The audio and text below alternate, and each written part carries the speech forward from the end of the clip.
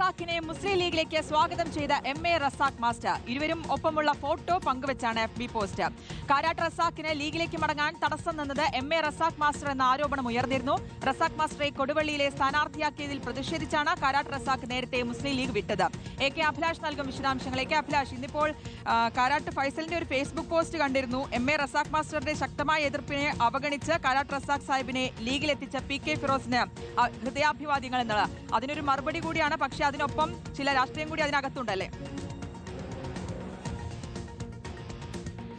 തീർച്ചയായിട്ടും കൃത്യമായ രാഷ്ട്രീയം തന്നെയാണ് ഇതിനകത്തുള്ളത്. 2016 കാരാട്ട് റസാഖ് പാർട്ടി വിടാനുള്ള പ്രധാനപ്പെട്ട കാരണമായി ചൂണ്ടിക്കാണിക്കപ്പെട്ടത് അന്ന് അദ്ദേഹത്തെ കൊടുവള്ളി മണ്ഡലത്തിൽ പരിഗണിച്ചിരുന്നില്ല എന്നുള്ളതാണ്. അപ്പോൾ ആ ഘട്ടത്തിൽ പരിഗണിച്ചിരുന്ന ഒരു രാഷ്ട്രീയ നേതാവ് കൂടിയാണ് എം.എ. റസാഖ് മാസ്റ്റർ. പിന്നീട് കാരാട്ട് റസാഖ് 2021 പരാജയപ്പെടുന്ന ഘട്ടത്തിൽ CPM-ലെ പ്രവർത്തകർക്കെതിരെയൊക്കെ രൂക്ഷമായ വിമർശനം അദ്ദേഹം ഉന്നയിച്ചിരുന്നു.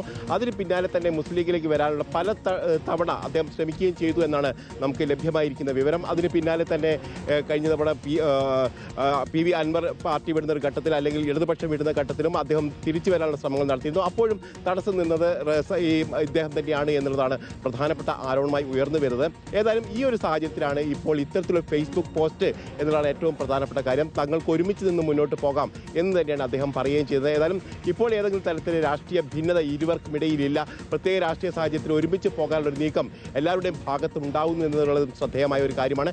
ഏതായാലും കൊടുവള്ളിയിലെ രാഷ്ട്രീയത്തെ സംബന്ധിച്ച് ഏറ്റവും പ്രധാനപ്പെട്ട കാര്യങ്ങൾ തന്നെയാണ് ഇപ്പോൾ നടന്നുകൊണ്ടിരിക്കുന്നത്. കാരണം ഏതെങ്കിലും സാഹചര്യത്തിൽ ഇനിയും മുസ്ലിം ലീഗിന് മണ്ഡലം കൈവിട്ടു പോകാനുള്ള സാധ്യതയുണ്ടോ എന്നടക്കമുള്ള സാഹചര്യങ്ങൾ ഉള്ളപ്പോൾ തന്നെ ഇപ്പോൾ ഒരുമിച്ച് നേരത്തെ വിട്ടുപോയ ആളുകളെയൊക്കെ ഒരുമിച്ച് തിരിച്ചു കൊണ്ടുവരാനുള്ള ശ്രമങ്ങൾ മുസ്ലിം ലീഗിൻ്റെ ഭാഗത്ത് വരുന്നു. അതിൻ്റെ ഭാഗമായിട്ട് തന്നെ കുറേയധികം നേതാക്കൾ വരുന്നു. ഇന്ന് വൈകിട്ടോട് കൂടി തന്നെ 25ഓളം നേതാക്കൾ മുസ്ലിം ലീഗിലേക്ക് തിരികെ വരുന്നത് തന്നെയാണ് ഇപ്പോൾ മനസ്സിലാക്കുന്നത്.